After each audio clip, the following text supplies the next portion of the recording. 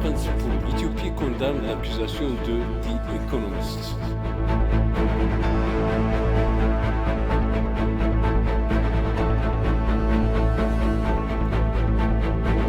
L'Éthiopie demande au Soudan de s'en tenir au double accord pour résoudre le conflit frontalier.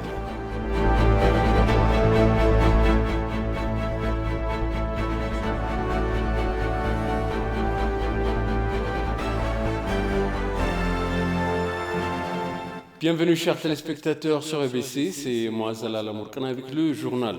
Le bureau du Premier ministre a dit que les rumeurs circulant sur les réseaux sociaux sur la sécurité du Premier ministre Abiy Ahmed sont fausses.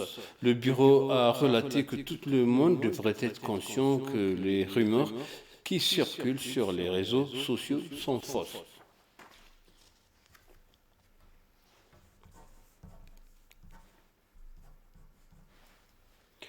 Le vice-premier ministre et ministre des Affaires étrangères, Demeke Mekonnen, a exprimé qu'il avait décidé de former une milice pour protéger la communauté de manière durable en organisant des milices recrutées parmi les communautés déplacées.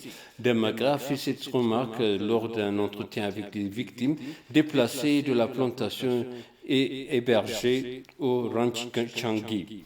Des responsables fédéraux et régionaux, dont Tasfaye Bilgig, coordinateur du poste de commandement, post-zona Benishangul-Gumz, le lieutenant général, Asrat Denero, artiste et activiste Tamain Bayene, étaient présents à la réunion.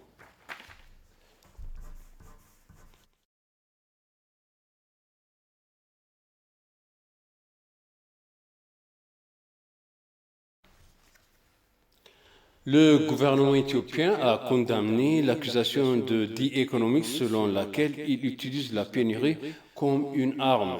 Après avoir cité les comptes et d'inquiétudes d'un certain diplomate occidental, ont hésité à dire qu'il est impossible de savoir. L'article procède ensuite à une affirmation aussi déraisonnable et sérieuse, a relaté le Bureau de vérification de frais et de l'état d'urgence dans une déclaration hier.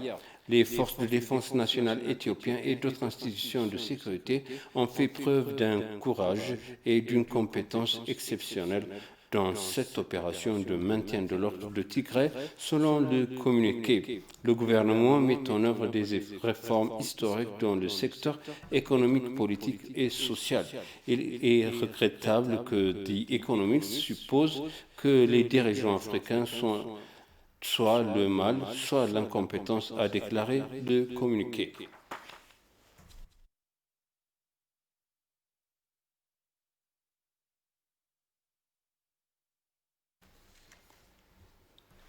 Les responsables éthiopiens ont appelé à résoudre les différends frontaliers avec le Soudan conformément aux accords bilatéraux et aux mécanismes frontaliers conjoints et ont exprimé que l'escalade militaire ne servait pas la voie de la paix.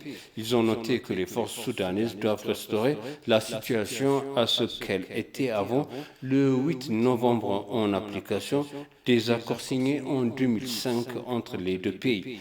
Metasebea Oldarikay nous présente les détails. C'est ainsi que s'étendent les champs agricoles dans l'état régional d'Amara qui borde le Soudan. Rien ici n'indique que l'on craint qu'une guerre fasse rage aux frontières, dont l'Éthiopie dit que ces accords de démarcation en 1902 ont déterminé leurs points uniquement sur les cartes. La démarcation sur le terrain a eu lieu sans la présence du représentant de l'Éthiopie.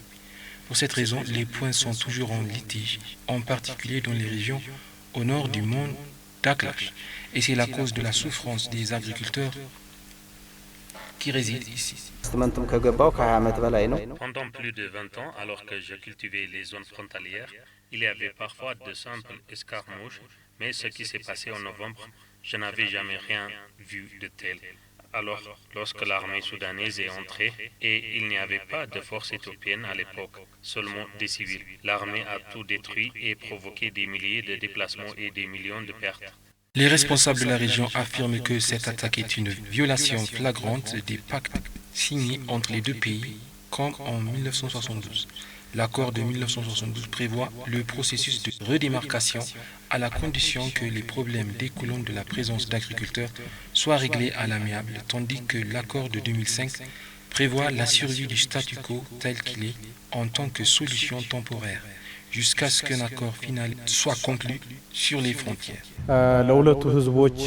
Les affrontements qui ont eu lieu ne sont pas bénéfiques pour les deux pays. Les deux peuples de la région d'Amara et du Soudan sont voisins en vertu de la réalité géographique et la résolution des différends doit se faire conformément aux accords bilatéraux et aux mécanismes frontaliers conjoints. Les forces soudanaises doivent se retirer et ramener la situation à ce qu'il était avant le 8 novembre, dont les accords de mise en œuvre en 2006. Cependant, les forces armées, toujours soudanaises, ont occupé avec force les terres souveraines éthiopiennes, mais l'Éthiopie est déterminée à résoudre le différend frontalier existant sur la base de l'accord de 1972. L'Éthiopie a indiqué qu'elle souhaitait que la statut de 1902 reste intacte. Le ministre britannique des Affaires étrangères et premier secrétaire d'État Dominique Raab a visité hier la livraison de l'aide humanitaire aux personnes dans le besoin dans la partie nord de l'Éthiopie. Le ministre des Affaires étrangères a vu comment les 11 millions de livres sterling de UKAID soutiennent le PAM et les ONG pour assurer que l'aide humanitaire parvient aux personnes touchées par récentes opérations d'application de la loi dans la région. Raab est arrivé hier en Éthiopie après avoir terminé sa visite au Kenya et au Soudan.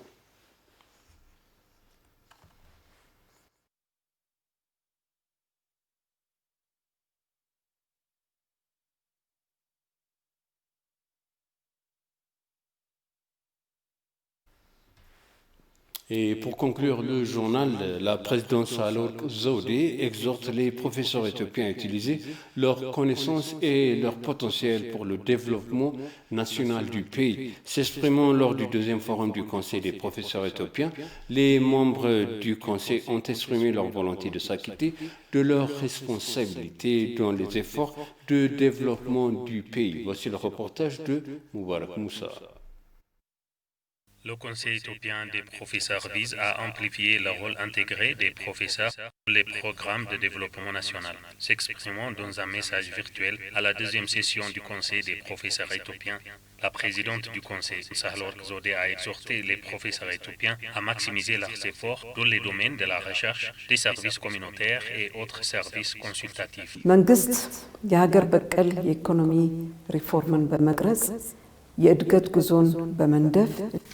Le gouvernement a mis en œuvre une stratégie économique locale dans divers secteurs.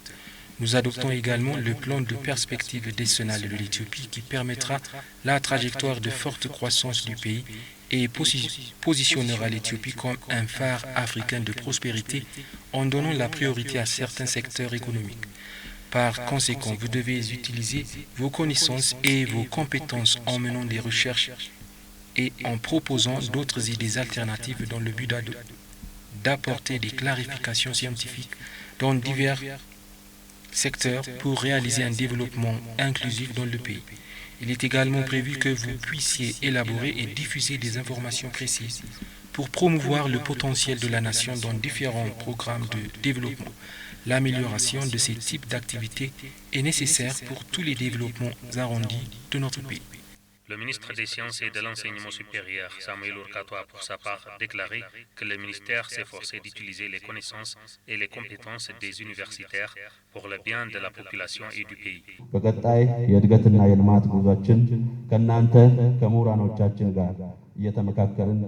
Nous sommes prêts à discuter avec les universitaires éthiopiens pour renforcer la participation des chercheurs au programme de développement de la nation en atténuant les problèmes à l'avenir. Le ministère de la Science et de l'Enseignement supérieur a mis en œuvre diverses politiques et stratégies pour s'engager activement dans le plan de perspective décennale de l'Éthiopie avec d'autres institutions. J'appelle tous les professeurs éthiopiens à se mobiliser pour le développement de l'Éthiopie. Il a été appris que divers articles de recherche ont été présentés et discutés lors du deuxième forum du Conseil des professeurs éthiopiens. Je vous présente les titres principaux. L'Éthiopie condamne l'accusation de The Economist.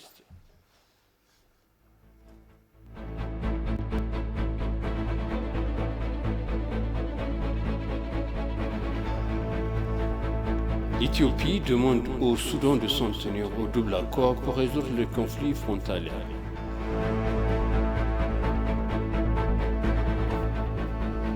Chers téléspectateurs, ainsi s'achève le journal. Merci de nous avoir suivis. Excellente suite de programme.